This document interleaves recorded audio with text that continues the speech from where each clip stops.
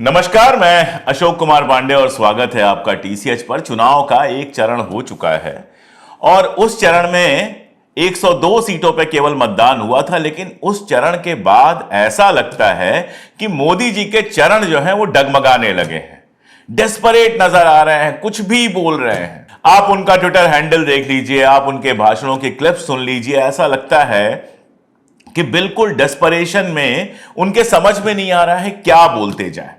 एक तो यह हुआ है कि यह चुनाव भारतीय जनता पार्टी नहीं लड़ रही है, यह चुनाव राष्ट्रीय स्वयंसेवक संघ भी नहीं लड़ रहा है। हमने वो जमाने देखे हैं जब भारतीय जनता पार्टी चुनाव लड़ती थी, तब पोस्टर पे कई कई सारे चेहरे होते थे। यहां तक कि अटल बिहारी वाजपेयी के जमाने में भी वाजपेयी जी और आडवाणी जी दोनों की तस्वीरें होती थी। 2014 में भी जब मोदी चुनाव लड़ रहे थे तो पोस्टरों पर अटल जी की और आडवाणी जी की तस्वीरें दिखाई देती थी। आज हालत यह है, छत्तीसगढ़ का ये एक आपको एग्जाम्पल दे रहा हूं मैं। छत्तीसगढ़ में ये बैनर लगा हुआ है, किसी मित्र ने भेजा, और ऐसे बैनर आपको अपने शहर में दिख जाएंगे। मोदी जी के अलावा कोई है ही नहीं। भाजपा का जो अपना घोषणा पत्र जारी किया गया, मोदी की गारंटी, बीजेपी की गारंटी नहीं है, मोदी की गारंटी है। भाषण देते समय भी मोदी की गारंटी कहते हैं, मेरी गारंटी नहीं कहते हैं, कहते हैं ये मोदी की गारंटी है। तो ये मोदी मोदी मोदी मोदी इतना ज्यादा हो गया है कि 400 पार तो छोड़ दीजिए, अगर पिछली बार जितनी सीटें मिली थी उससे 25-50 सीटें भी कम आ गई तो ये मोदी मोदी मोदी का जो जपनाम चल रहा है, इस पर क्वेश्चन मार्क लग जाएगा। शायद इसीलिए मोदी जी हड़बड़ा गए हैं, भड़बड़ा गए हैं, गड़बड़ा गए हैं। जो मन में आ रहा है वो बोल रहे हैं। उनको भी पता है कि उन्होंने वायदे पूरे नहीं किए हैं, कुछ चीजें की हैं, बस उसके गुणगान करते चले जा रहे हैं। हर जगह जाकर कह रहे हैं कि 370 हमने हटा दिया, जैसे बहुत बड़ा तीर मार दिया। 370 हटने से दुनिया बदल गई। अभी हाल की 4 दिन पहले की खबर है कि एक बिहारी मजदूर को कश्मीर में मार दिया गया। तो कौन सा आतंकवाद कंट्रोल हुआ है पता नहीं, अभी तक वहां विधानसभा चुनाव नहीं करा पाए हैं। 370 हटने से इस देश को क्या फायदा हुआ है पता नहीं। और उधर हालत यह है कि 370 हटने का जो असर पड़ा था लद्दाख के ऊपर, लद्दाख वाले बड़े खुश थे, बड़ा शोर मचा रहे थे, बहुत खुश हो रहे थे। भारतीय जनता पार्टी के कैंडिडेट को एमपी की सीट भी जिता दी थी, वो बेचारे सड़क पे आए। 20-25 दिन तक लगातार भूख हड़ताल चलती रही, किसी ने पूछा नहीं। और अब वो रोज कह रहे हैं कि चाइना हमारी जमीन के अंदर घुस रहा है। वहां मोदी जी अपने भाषणों में कह रहे हैं कि ये मोदी की गारंटी है कि सीमाएं हमारी पूरी तरह से सुरक्षित हो गई हैं। एक ये वीडियो देख लीजिए उनके दावों का, फिर आगे बात करते हैं। मोदी की गारंटी यानी गारंटी पूरे होने की गारंटी। मोदी ने गारंटी दी थी कश्मीर को आर्टिकल 370 से मुक्ति मिलेगी। आर्टिकल 370 आज इतिहास बन चुका है। मोदी ने गारंटी दी थी 3 तलाक खत्म होगा। आज मुस्लिम बहनों को 3 तलाक से मुक्ति मिल चुकी है। तो देखा आपने, कुल मिला के दावा क्या है? 370 को लेकर दावा है, सीमा को लेकर दावा है, और इस तरह की चीजें हैं। और मोदी मोदी मोदी कहे बिना तो उनका कोई वाक्य पूरा नहीं होता। ऐसा लगता है बचपन में हम लोगों ने एक राजकुमारी के बारे में पढ़ा था जो शीशे को देखती थी और शीशे से पूछती थी कि बताओ सबसे सुंदर कौन है, और शीशा कहता था कि आप। मुझे लगता है मोदी जी को भी वही शीशा मिल गया है जिसमें दिन रात खुद को देखते रहते हैं और उसके बाद कहते हैं बस मेरे अलावा दुनिया में ना कोई भूतो न भविष्यति, बस मोदी है, मोदी है, मोदी है। और उनके जो भक्त हैं वो इसी जपनाम में खुश होते हैं। लेकिन जब वादे टूटते हैं तो लोग बोलते हैं। बीबीसी में एक रिपोर्ट छपी हुई है, आपको चाय पर चर्चा याद होगी। 2014 में वो चाय पे चर्चा करते थे और उसमें किसानों से भी एक चर्चा की थी। इस चर्चा में यवतमाल के एक दिगंबर गुल्हाने साहब थे। तो दिगंबर गुल्हाने साहब भी इस चर्चा में गए थे और ऑनलाइन नहीं, आमने सामने चर्चा हुई थी। और दिगंबर गुल्हाने साहब अब कह रहे हैं कि उन्होंने 16-17 वादे किए थे, उनमें से कोई भी पूरा नहीं हुआ। क्या यही मोदी की गारंटी है? हकीकत यह है कि 2014 में और 2019 में उन्होंने इतने सब्ज बाग दिखाए हैं जिनमें से 10% भी पूरे नहीं हुए हैं। ना तो लोगों को रोजगार मिला, ना कुछ और हुआ, ना गरीबी हटी। लोगों को 5 किलो अनाज दिया जा रहा है, किसी को 1,000 रुपए दिया जा रहा है, लेकिन नौकरियां कहीं नहीं है। एक मजेदार किस्सा है रेलवे का। मोदी जी लगातार दावे करते हैं कि रेलवे में उन्होंने, रेलवे स्टेशन पर उन्होंने जो है चाय बेची हुई है, इसलिए रेल से उनका अलग रिश्ता है, स्पेशल रिश्ता है। वैसे उनके रिश्ते किससे किससे कितने स्पेशल हैं ये आज तक समझ में नहीं आया। पंजाब में जाते हैं तो पंजाब से उनका पुराना रिश्ता हो जाता है, कश्मीर में जाते हैं कश्मीर से पुराना रिश्ता हो जाता है, बनारस गए तो बोले गंगा मैया ने बुलाया है, बंगाल गए तो बोले बंगाल से मेरा करीबी रिश्ता है, जहां चुनाव वहीं पे रिश्ता। ये है मोदी जी के रिश्तों की गारंटी। मोदी जी के रिश्तों की भी गारंटी है कि जहां चुनाव होगा वहां से उनका रिश्ता जरूर निकल जाएगा। तो ये वादे तो पूरे हुए नहीं हैं। अब उन वादों की कोई चर्चा भी नहीं होती है, और कांग्रेस ने इस बार न्याय पत्र जो निकाला है उसमें लगभग वो सारी चीजें ले ली हैं जिसके वादे मोदी जी ने किए थे। 2 करोड़ रोजगार के वादे किए थे, रोजगार लोगों को मिला नहीं। अब रोजगार की बात भी नहीं की जा रही है। जो घोषणा पत्र आया था उसमें भी रोजगार पर एकदम शांति है। 1-2 जगह रोजगार का नाम आया है, लेकिन कोई ढंग से बात नहीं हुई है कि कितने रोजगार दिए जाएंगे। और हुआ यह है कि इस मोदी मोदी मोदी करने से जो सारे कैंडिडेट हैं इनके, वो सिर्फ मोदी के नाम पे लड़ रहे हैं, अपनी ताकत पर लड़ने की हिम्मत नहीं बची है। मैं आपको एक एग्जांपल देता हूं, हेमा मालिनी जी का, उनका एक वीडियो आया है, उस वीडियो को जरा सुन लीजिए।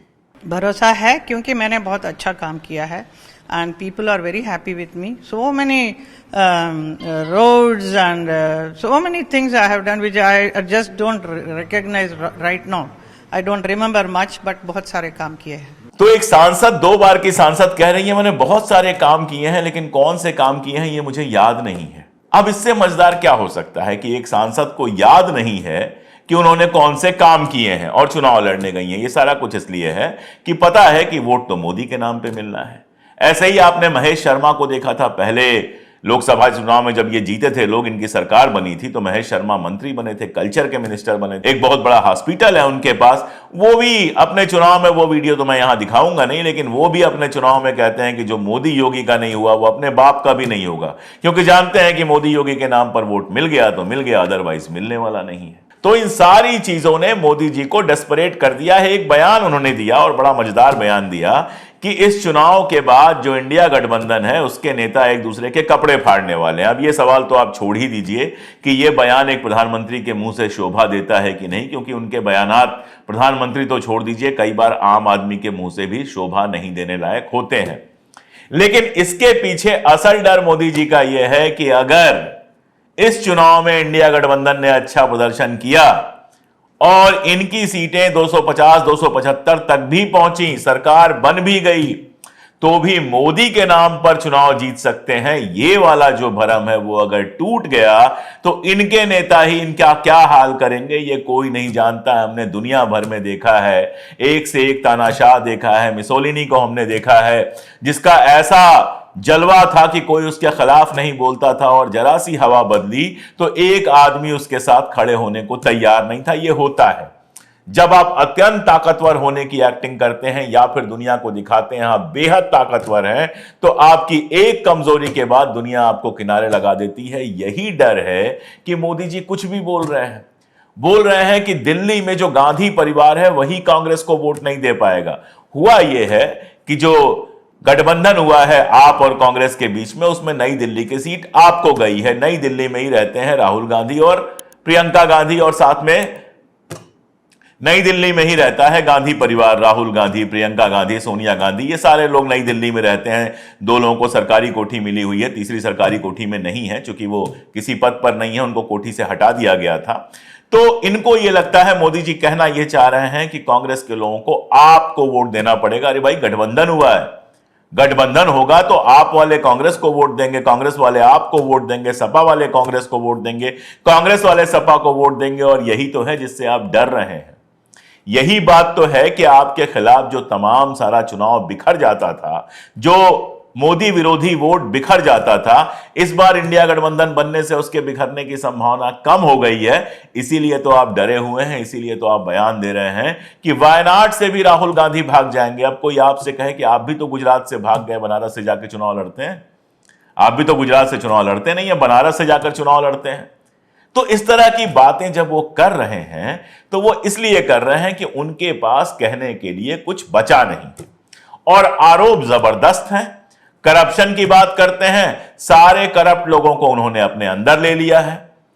इलेक्टोरल बॉन्ड को बाकायदा सुप्रीम कोर्ट ने कह दिया ये असंवैधानिक है। ये अब हालत यह है कि निर्मला सीतारमण कह रही हैं कि ये जो इलेक्टोरल बॉन्ड है हम फिर से ले आएंगे, यानी ये संविधान विरोधी काम आप फिर से करिएगा।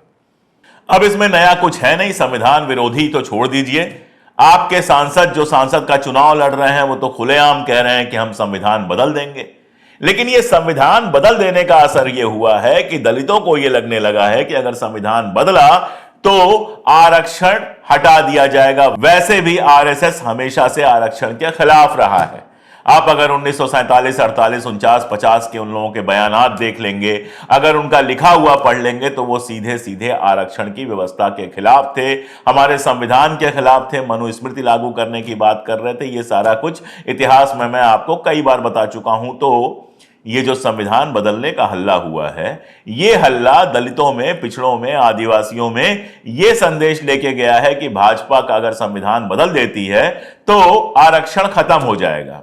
तो अब ये जो हड़बड़ाहट है, उस हड़बड़ाहट में अमित शाह जी कह रहे हैं कि गलत प्रचार किया जा रहा है, अगर हम सत्ता में आए तो आरक्षण हम कतई नहीं हटाएंगे। ये कहना पड़ रहा है अमित शाह जी को, क्योंकि जानते हैं कि जो आरक्षित वर्ग है उसका वोट अगर हाथ से निकल गया तो 400 पार छोड़ दीजिए, 150 पार करना भी मुश्किल हो जाएगा। और सिर्फ इतना ही नहीं है, मोदी जी की हालत यह हो गई है कि एक तरफ तो वो लगातार हिंदू मुस्लिम वाली बातें करते हैं, लेकिन जब बिजनौर में जाते हैं तो वहां पे कहते हैं कि भाई मोहम्मद शमी ने क्रिकेट विश्व कप में जो अद्भुत कारनामा किया वो पूरी दुनिया ने देखा है। खेल में उत्कृष्ट प्रदर्शन के लिए केंद्र सरकार ने भाई मोहम्मद शमी को अर्जुन पुरस्कार दिया है, जैसे कि एहसान कर दिया। मतलब मोहम्मद शमी ने शानदार बॉलिंग की तो उसका भी श्रेय मोदी जी ले लेंगे, विनेश फोगाट का भी श्रेय ले लीजिए, जो बेचारी इतने दिनों तक जंतर मंतर पे बैठी हुई थी, विरोध कर रही थी, अपने मेडल वापस कर रही थी, अब वो शान से फिर से ओलंपिक क्वालिफाई कर गई है, फिर से ओलंपिक खेलने जाएगी। हालांकि उसने ये लिखा है कि कुश्ती संघ उसके साथ बिल्कुल सहयोग नहीं कर रहा है, कुश्ती संघ उसको वो सुविधाएं मुहैया नहीं करा रहा है जो कराना चाहिए। लेकिन मोदी जी उसका भी श्रेय ले सकते हैं, कह सकते हैं कि बहन विनेश फोगाट ओलंपिक में फिर से जा रही हैं, इसलिए मुझे वोट दो। विराट कोहली बड़ी अच्छी बैटिंग कर रहे हैं, इसलिए मुझे वोट दो। फलाना बड़ा अच्छा भाषण दे रहे हैं, इसलिए मुझे वोट दो। मतलब वोट मांगने के लिए आप किस लेवल पे जाएंगे? अर्जुन पुरस्कार सरकारी पुरस्कार होते हैं, किसी पार्टी के पुरस्कार नहीं होते हैं। जो सरकार में होता है वो पुरस्कार देता है।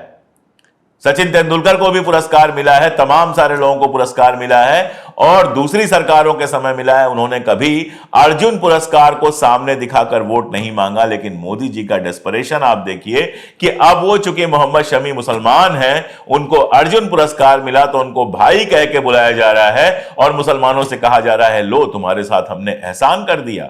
एक एहसान ट्रिपल तलाक का जताया जा रहा है, दूसरा एहसान ये जताया जा रहा है। हालत यह है कि इनकी सांसद जो है वो प्रचार करते करते हैदराबाद में रामनवमी के दिन मस्जिद की तरफ तीर का निशाना चलाती हैं और यहां पर आकर मोहम्मद शमी के नाम पर वोट मांगा जा रहा है। और सिर्फ इतना ही नहीं किया जा रहा है, बाकायदा अमित शाह जी बयान दे रहे हैं कि अगर हम सत्ता में आए तो सेकुलर शब्द नहीं हटाएंगे, समाजवादी शब्द भी नहीं हटाएंगे, सेकुलर शब्द भी नहीं हटाएंगे। 5 साल सेकुलरों को गाली देते रहिए, 5 साल ऐसी चीजें करते रहिए, सीए पर बात करिए, उस पर करिए, इस पर करिए, जिससे हिंदू वोटों का ध्रुवीकरण होता रहे, और चुनाव में आप कहिएगा कि हम सेकुलर शब्द नहीं हटाएंगे तो मुसलमान बेवकूफ बन जाएंगे। ऐसी गलतफहमी कम से कम अमित शाह जी को छोड़ देनी चाहिए। जिस तरह की वो राजनीति करते हैं, जिस तरह की भारतीय जनता पार्टी राजनीति करती है, वो सिर्फ ध्रुवीकरण को बढ़ाएगा। उस ध्रुवीकरण में एक बड़ी जनता ऐसी है जो त्रस्त हो चुकी है इन पॉलिसीज से, जो रोजगार के लिए परेशान है, जो बाकी सारी चीजों के लिए परेशान है। और वो जनता अगर आपको वोट नहीं देगी तो सत्ता से बाहर जाना तय है, और अगर सत्ता से बाहर नहीं भी गए तो सीटें इतनी कम हो सकती हैं कि आपका जो पावर है वो पावर खत्म हो जाए। वैसे मोदी जी कह रहे हैं कि जो पावरफुल लोग हैं भारत के और पैसे वाले हैं, वो चाहते हैं मोदी प्रधानमंत्री ना बने। अब आप ये बताइए कि इस देश में आपसे ज्यादा पावर किसके पास है? प्रधानमंत्री आप हैं, राष्ट्रपति आपके हैं, इतनी सारी सरकारें हैं, इतने एमपी हैं, आपसे ज्यादा पावरफुल कौन है? और पैसे वाले जो हैं इस देश में सबसे ज्यादा पैसे वाले हैं। 70 सालों में गैर बराबरी इस देश में सबसे ज्यादा बढ़ गई है। उसमें जो सबसे ज्यादा पैसे वाले हैं, अडानी हैं, अंबानी हैं, वो तो सब आपके प्रिय हैं। अडानी के जहाज में आप घूमते रहे हो, अडानी को आपने सारी सुविधाएं मुहैया कराई हैं। तो कौन सा पावरफुल, कौन सा रईस आदमी आपको सत्ता से हटाना चाहता है? असल में आपको सत्ता से तो आम आदमी हटाना चाहता है। पावरफुल लोग और पैसे वाले लोग तो आपको सत्ता में बनाए रखना चाहते हैं। दरअसल एक और चीज हुई है कि कांग्रेस ने अपना जो कैंपेन लॉन्च किया है, जो वीडियो जो उसके लिए छोटे छोटे 1 मिनट 1.5 मिनट के लॉन्च किए हैं, वो बड़े इंटरेस्टिंग हैं। इलेक्टोरल बॉन्ड पे एक वीडियो बनाया जो कांग्रेस लगातार कह रही थी कि एक तरफ छापा मारा जा रहा है, दूसरी तरफ लूटा जा रहा है।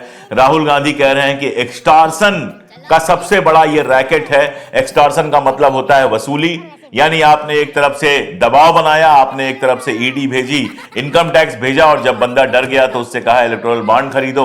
उसने करोड़ों के इलेक्टोरल बॉन्ड खरीद लिए, या फिर इलेक्टोरल बॉन्ड खरीदा और उसके बदले में आपने उसको तमाम सारी सुविधाएं मुहैया कर दी, ठेके दे दिए, बाकी सारे दे दिए। एक तो इस पर बनाया हुआ है जिसमें निर्मला सीतारमण की लुक अलाइक है। एक दूसरा भ्रष्टाचार पे बनाया हुआ है। मोदी जी भ्रष्टाचार पे बहुत बड़ी बड़ी बातें करते थे। हालांकि उसके पहले एक छोटा सा क्लिप आप साथ में देख लीजिए। अशोक चौहान को लेकर यह क्लिप है, जब वो कांग्रेस में थे और जब वो बीजेपी में चले गए। अशोक चौहान के खिलाफ कार्रवाई होगी, ये कहां तक नहीं कहा था? क्या टिकट देना ये कार्रवाई है क्या? देवेंद्र फडणवीस जी और अजीत पवार जी मिलकर किसानों के हित में काम कर रहे हैं। और अब तो एक क्षेत्र में और खुशी की बात है, अशोक जी भी हमारे साथ आ गए हैं। यानी अशोक चौहान जब कांग्रेस में थे तो मोदी जी कह रहे थे कि मतलब ऐसे करप्ट आदमी को आपने टिकट कैसे दे दिया, और जब अशोक चौहान बीजेपी में चले गए तो उनको तुरंत राज्यसभा भेज दिया गया और कहा यह जा रहा है कि हमारा सौभाग्य है कि अशोक चौहान भी शामिल हो गए। दरअसल करप्शन के मुद्दे पर उन्होंने अपने आप को बिल्कुल खाली कर लिया है। करप्शन के मुद्दे पर वो कुछ बोल ही नहीं सकते हैं, क्योंकि सारी जनता जानती है कि सारी पार्टियों के जितने करप्ट लोग थे उनको उन्होंने अपनी पार्टी में ले लिया है, और इसी में खेला है कांग्रेस ने। जो करप्शन पे वॉशिंग मशीन वाला वीडियो लॉन्च किया है उस पे खेला है। इसका गहरा असर हो रहा है, और गहरा असर ऐसा हो रहा है कि लगता है कि मोदी जी की रातों की नींद हराम हो गई है। आप देखिए कि पहले चरण के चुनाव के बाद वो लगातार कहते हुए नजर आ रहे हैं कि मतदान कीजिए, मतदान कीजिए। कारण यह है कि जिस तरह से कम वोट पड़े हैं राजस्थान में, पश्चिमी उत्तर प्रदेश में और कुछ और जगहों पर, ऐसा लगता है कि भारतीय जनता पार्टी का उससे भारी नुकसान हो सकता है। वैसे नागालैंड के तो 6 जिलों के 4 लाख लोगों ने वोट ही नहीं दिया। 70 साल में यह भी पहले बार हुआ कि 4 लाख लोग अपना वोट देने बाहर निकले ही नहीं। लेकिन अब मोदी जी इस पर क्यों बात करेंगे? ये तो मोदी जी की गारंटी में शामिल है नहीं, तो इस पर मोदी जी बिल्कुल बात नहीं करेंगे। कल एक इंटरव्यू आया जिसमें मोदी जी कहते हैं कि वीआईपी कल्चर जो होता है उसको मैं ईपीआई में बदलूंगा। ये उनका बड़ा शौक है शब्दों से खेलना। ईपीआई का मतलब बताया, एवरी पर्सन इज इंपॉर्टेंट। ये मोदी जी कह रहे हैं वीआईपी कल्चर हटाएंगे। लाल बत्ती के खिलाफ मोदी जी बात कर रहे हैं। मतलब जितने वीआईपी बन के मोदी जी चलते हैं, इतना बन के तो कोई चलता ही नहीं है। कहीं भी जाएं रेड कारपेट से मुक्ति नहीं है। रेड कारपेट, पहाड़ पे भी जाएं, समंदर के किनारे जाएं तो भी रेड कारपेट होता है। ऐसा कोई वीडियो होता ही नहीं इसमें मोदी जी के अलावा कोई और दिख जाए। अगर कोई और कैमरे और मोदी जी के बीच में आ रहा है उसको खट से हटा दिया जाता है। रोज नए ड्रेस आ जाते हैं, रोज नए मेकअप आ जाते हैं। गाड़ी मोदी जी की निकलती है तो पूरी सड़कें खाली करा दी जाती हैं। एक शहर में मोदी जी गए थे, जहां से उनको गुजरना था, वहां के लोगों को कहा गया कि काले कपड़े तक ना पसारें, जो बाहर अपनी अरगनी हो उस पर काले कपड़े भी मत डालें। तो मोदी जी से ज्यादा वीआईपी कल्चर का सपोर्टर कौन है भाई? इतनी महंगी हवाई जहाज से चलते हैं, वो हेलीकॉप्टर से चलते हैं, करोड़ों की वो हेलीकॉप्टर है। कभी बताया जाता है कि उनकी पेन जो है वो लाखों की है। कपड़े तो मत पूछिए, रोज नए कपड़े, एकदम शानदार स्टाइलिश कपड़े। आज तक किसी ने उनके कपड़ों में कोई ऐसी चीज नहीं देखी होगी कि लगे कहीं से सस्ता है, कहीं से कमजोर है। और वो मोदी जी जब बात करते हैं वीआईपी कल्चर हटाने की, तो बताइए कौन मानेगा। दरअसल यही हुआ है। 10 साल जनता देख चुकी है। 10 साल पहले जब मोदी जी आए थे तो बहुत सारे प्रॉमिसेस लेके आए थे और बहुत सारे लोगों को लगा था कि कुछ ना कुछ सुधार होगा। मोदी जी ने किया एक काम, जनता को तमाम हिस्सों में बांट दिया और सबको महसूस कराया कि आपकी जिंदगी में भले कुछ अच्छा नहीं हो रहा हो, लेकिन किसी न किसी की जिंदगी में हो रहा है। किसान सोचता है चलो हमारा भला नहीं हो रहा, लेकिन शहरों में जो लोग रह रहे हैं शायद उनका भला हो रहा हो। शहर के लोग जानते हैं कि जीना और मुश्किल हुआ है। महंगाई गांव से ज्यादा शहर को परेशान करती है। जो ट्रेन में चलता है उसको लगता है कि चलो ट्रेन में समस्या है, हवाई जहाज अच्छे से चल रही है, कल हम हवाई जहाज में चलेंगे तो उसमें बड़ा अच्छा होगा। हवाई जहाज वाले जानते हैं कि हवाई जहाज का किराया कितना बढ़ा दिया गया है, सुविधाएं कितनी कम कर दी गई हैं, और ट्रेनों का जो सत्यानाश हुआ है वो तो आप सब लोग जानते हैं। इसी तरह गांव का आदमी सोचता है कि चलो हमारे इलाके में कुछ अच्छा नहीं हुआ, दुनिया में डंका बज रहा है, और सारी दुनिया जानती है कि डंका तो छोड़ दीजिए, कोई पूछ नहीं रहा है आपको। पड़ोसी नहीं पूछ रहा है, ना श्रीलंका पूछ रहा है, ना आपको बांग्लादेश पूछ रहा है। मालदीव जैसी जरा सी कंट्री ने आपके सैनिकों को बाहर निकाल दिया। चीन का दबदबा बढ़ता जा रहा है, आपको कोई पूछ नहीं रहा है। तो ये जो भ्रम बना के रखा गया है, याद कीजिए जब नोटबंदी थी तो गरीबों को यह लगता था कि चलो हम परेशान हुए, अमीरों के ऊपर बहुत शिकंजा टाइट हो गया, अब वो लूट नहीं कर पाएंगे। बाद में पता चला अमीरों को कोई फर्क नहीं पड़ा, बल्कि अदानी अंबानी ने तो उस समय और ज्यादा कमा लिया, मारा गया गरीब। तो ये खेल जो मोदी जी का व्हाट्सएप मीडिया और गोदी मीडिया चलाता रहता है, जिसमें सब चंगा सी की बात होती है, वैसे सब चंगा सी का मतलब होता है कि सब चंगा था, अभी कुछ चंगा नहीं है। लेकिन अब जैसे गोदी मीडिया प्रचार करता है वैसे गोदी मीडिया प्रचार करता रहता है और जनता को यह लगता है कि सब कुछ बहुत अच्छा होता है। लेकिन सोशल मीडिया से लेकर गोदी मीडिया में जितना भी हल्ला हो जाए, जब आप अपने घर में बैठते हैं, घर से बाहर निकलते हैं, सब्जी खरीदने जाते हैं, दाल खरीदने जाते हैं, अपनी खरीदारी करने जाते हैं, तो आपको पता होता है कि कुछ भी चंगा नहीं है, सब गड़बड़ हो रहा है। और ऐसी ही जनता अब पलट के सवाल पूछ रही है सोशल मीडिया से लेकर तमाम जगहों पे कि पुराने वादे क्या हुए। जब आपके पुराने वादे पूरे नहीं हुए तो नई गारंटीज को कैसे मान लिया जाए। तो मोदी जी हड़बड़ाए हुए लग रहे हैं, भड़बड़ाए हुए लग रहे हैं, घबराए हुए लग रहे हैं। देखते हैं चुनाव खत्म होते होते कैसे कैसे क्या क्या बयान उनके आते हैं। आज के लिए इतना ही, बहुत शुक्रिया।